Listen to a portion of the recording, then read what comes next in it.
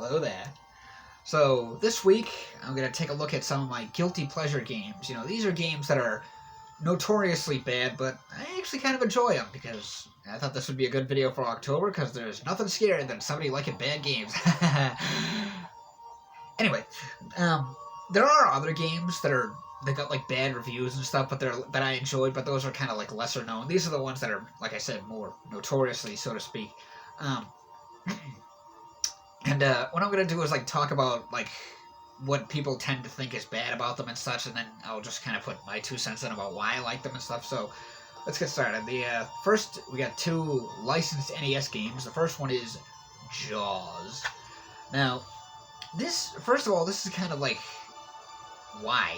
I mean, don't get me wrong, I love the Jaws movies, especially the first one, but it's like it's almost like take Wayne's World and the live-action Flintstones. Great movies, but did they really have to have video games based on them? Home Improvement, great sitcom. Did it really have to have a video game based off of it? And that's kind of how I feel with Jaws. Like, why does it need a game?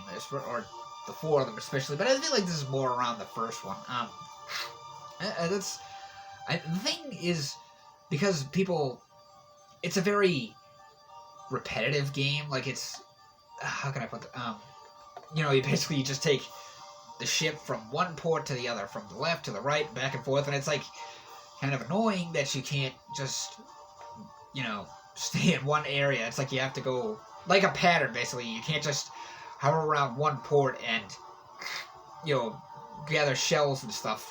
And that's the thing, the game is very, like, uncreative, I guess would be the best word to describe it. Like, it's like, well, you just gather shells to power up your gun or harpoon or whatever to battle Jaws. And that's another thing.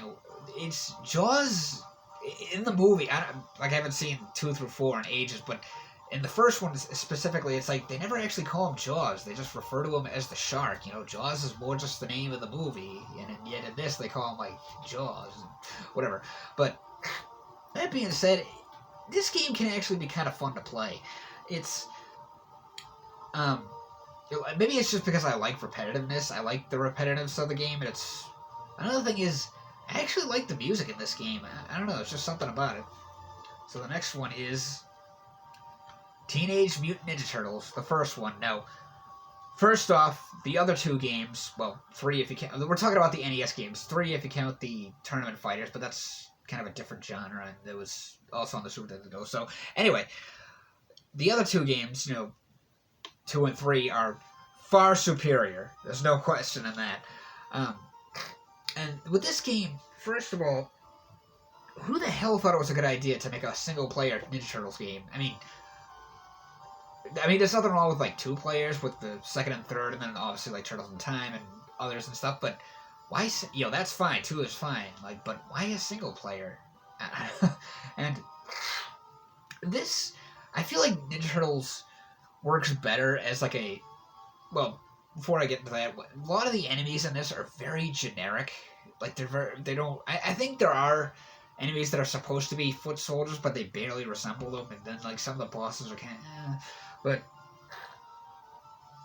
yeah, like I said, the enemies are very generic. Don't even get me started on the underwater stage, the second level. But that's another thing that always kind of rubbed me the wrong way. So why is it that the second level is literally a swimming level, and yet all the others, like the third level, for example, when you go in the sewers and they drown, like all of a sudden, yet they can't swim in the third level, but they can swim in the second one? Okay. But then again, where was I going with this? Ninja Turtles obviously work best as like a beat 'em up genre, but I like how this one, for the first of it, I almost have a theory, maybe this was like a test run game, and it's more of like an action platformer, so it's kind of cool that they started off with something different, didn't just jump right into the beat 'em ups. And, sorry, allergies are going crazy, I have a deviated septum, whole nother story. Anyway, where was I going with this? But another thing, much like Jaws, I really like the music in this game. I think it's kind of catchy, and the gameplay it's not the best, but it's not entirely the worst. Like, it's kind of in the little in between. And another thing, speaking of the gameplay, Out of all the Ninja Turtles games I've played over the years, new and old, this is the only one that I'm familiar with where you actually drive the turtle van, which is... I don't know, that level is kind of cool, I think, where you drive the turtle van in the third level. It almost has like a bit of a Blaster Master feel. It's not great, but hey, it's kind of cool. It's something different, you know? Now we're going to jump all the way up to the Dreamcast. This one, it's not that it's bad, but I think it just gets like a bad rep, and that's Sonic Adventure. Now, first off, the graphics are pretty dated. Especially on like the talking animations are very weird. It's like, oh, hi, Amy. What are you doing here? Just and the voice acting. Oh my god. Yeah. But other than that, it's... I guess a lot of could say it's a game that hasn't really aged well, which is true. But I still find it kind of fun to pick up and play. You know, it's... I love the music in this game. It has that great late 90s, early 2000 feel to it. Especially the theme for the Mystic Ruins, whatever. You know, it has like that... It's one of those types of tunes that, like, when you hear it, all these memories just start flushing back through your mind. And I guess this might be kind of an unpopular opinion, but I like how all the characters are different types of game things. Like, you know, like Sonic is the traditional 3D platformer. Knuckles is like an what the hell, treasure hunting type of thing. Tails is like racing. Big the Cat is fishing, which I actually kind of like those stages. But yeah, I don't know. I always thought this game was pretty fun. And like I said, it's not perfect. It hasn't particularly aged well, but it's still pretty fun to pick up and play. Now we're getting into the controversial stuff. For the 360, also on PS3, Aliens Colonial Marines. Now, this game was definitely rushed, and it shows. The game is very buggy, and I've actually had it glitch on me a couple of times during like the loading screens, like it would freeze. This game is brutally difficult. It's like a lot of games, you know, there's easy, normal, hard, and then like very hard. I've beaten it on normal a couple of times, tried it on just regular hard, not very hard, but regular hard, and I like can't get past the third level. It's impossible. Another thing is that the last boss, which is obviously like a queen or something, but it's very... Oh, what's the word I'm looking for? It's not satisfying. It's very... not melodramatic, but I can't think of the word, but it's like... It's I don't know how to describe it, but it's like... There's no, like, real end boss. Like, there's no challenge to it, basically. It's just... You know, basically, it's just... Compared to, like other Aliens games, especially or other first-person shooters where you have, like, some kind of epic last boss, something, this is basically just run over here, hit this switch, run over there and hit that switch, and then this big vehicle pushes the queen out of the ship or whatever. Yay. Like, you don't shoot at it or anything, you just do that. That being said, the game, I think it does do a good job catching the atmosphere of the movie, especially, I mean, it's centered around the second movie, which is my favorite, and I think it does, like, a good job catching, like, the action and the suspense factor of that. There were parts that made me jump the first time playing through it, and there's some great little Easter eggs, like you can find Newt Stahl and Hudson's body. You can find what are called hero weapons, like Hicks's shotgun, you know, like the one that he's like, eat this! Vasquez's pistol, the one that she uses when she pins the Xenomorph's head against the wall and then burns her leg. There's a good variety of weapons in this, and some of them are pretty cool. One of them is like kind of an assault rifle with a built-in flamethrower. There's some funny moments in this too, like one part that always made me laugh is I'm trying to blank on the guy's name, but the main guy, he's like captured and put in this like by these xenomorphs that are like, well, he's like trapped in a underground sewer type facility. And he doesn't have his weapons, so you have to like sneak around these xenomorphs that have like all these boils on them, and they're drawn to sound, and then it's like they'll explode. So it's like you make sound effect. You hit like a valve. You hit a switch or something that opens a valve and draws them over so you can run by, and then they explode. And meantime, he's talking to another guy over the headset thing, and he's like, "Hey, Josh, what, you didn't tell me these things exploded." And yeah, it's like, they exploded. He's like, "Yeah, they were like, what was that noise? Oh, they fucking exploded." I don't know. I just thought that was hilarious, but like overall, I don't think that's a bad game. It's not great, but I don't know. I liked it. So now the last one, Mighty Number 9. Now, for starters, this was basically supposed to be the spiritual successor for Mega Man. It was Inafune who, he didn't make Mega Man, but he made a lot of the games. And he branched off from Capcom, long story short, and, created like a, started a Kickstarter to get, to make Mighty Number 9, which was the spiritual successor. And the thing, for starters, the Kickstarter was $4 million, which is a thing that people always use as like a joke and a meme and stuff. But to be more specific, if you want to get technical and stuff, it was like 3.8 million or something like that. It wasn't exactly 4 million, but whatever.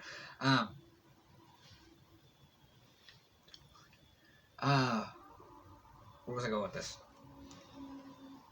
Anyway, the game was delayed several times, and then when they finally put it out there, so to speak, or when they dropped the trailer, it was unimpressive. Like it looked like an unpolished PS2 game, and cat's staring at me again. Come here. Oh, here she comes. Anyway, the trailer was like, didn't really impress anybody. Like I said, it looked like an unpolished PS2 game, and then there was this infamous line that really pissed people off where he said, "Make them cry like an anime fan on prom night." Now, of course, that rubbed people the wrong way, and they're like, "Oh, they're making fun of anime fans," and they blew it out of proportion and stuff, which, no, it was just a joke, Learn how to laugh at yourself. I'm an anime fan, and I had a blast on my prom night. Like, I said that in videos before. It's almost like people can't laugh at themselves anymore. But anyway. So, yeah, and another thing, this was, because there have been, like, documentaries and stuff, and, like, if you really, like, do stuff, but there have been things that, I'm going to say allegedly, because I don't know if these are true or not. No matter how much you research something, you could still get something wrong, but there were two things that supposedly happened. One was the money went fast. Which is possible. Like, it's like Inafune just plowed through the money and he asked for more and stuff. And like I said, that is possible. I mean, some people are just bad with money. Like, they have no business sense, or they don't know how to budget, which I'm sure we know. I think everyone knows at least one person that's bad with money. Like, I personally know people who don't know how to budget and stuff. Another thing was that supposedly happened was, at one point, there was a woman in charge of the development team, and unfortunately, this was during, like, the whole extremist, feminist thing. So, of course, a lot of backers are freaking out, like, because there are people with this mindset that's like, oh my god, like, every woman on the planet is a feminazi, which anybody with common sense knows that's not true. So, but because of this, a lot of the backers were upset. They wanted their money back, and obviously this puts a lot of pressure and stuff on the development team. Like I said, I don't know if that's true or not, but and having actually played the game, I can say that it is poor. Like, the graphics are very poor. I don't know how to describe them. It's just, it looks unpolished. Is the best way to say, I guess, is the best way to say it. And one of the things is, people always said the explosions look like pizza, which I personally don't see it, but I agree, the explosions are very bad. Like, the animation on it is very bad and stuff. And also, the voice acting, this is absolutely awful. It's just, oh my god. That being, and some of the characters, like, which there's actually instructions in this, some of the, actually, it might be better if I just hold it up on this. You can see all the like, 8 bosses on stuff. Some of them are kind of, like, unoriginal. You can kind of make them out on there in this poster. the bosses. Well, actually, I can probably show it better on the. Fuck it.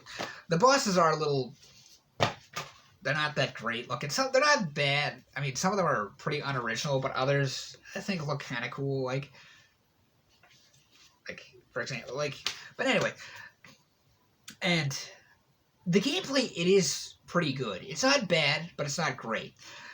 It is somewhat as like it has have somewhat of a Mega Man feel to it. Like it's even though it's not perfect, it does play like a Mega Man game.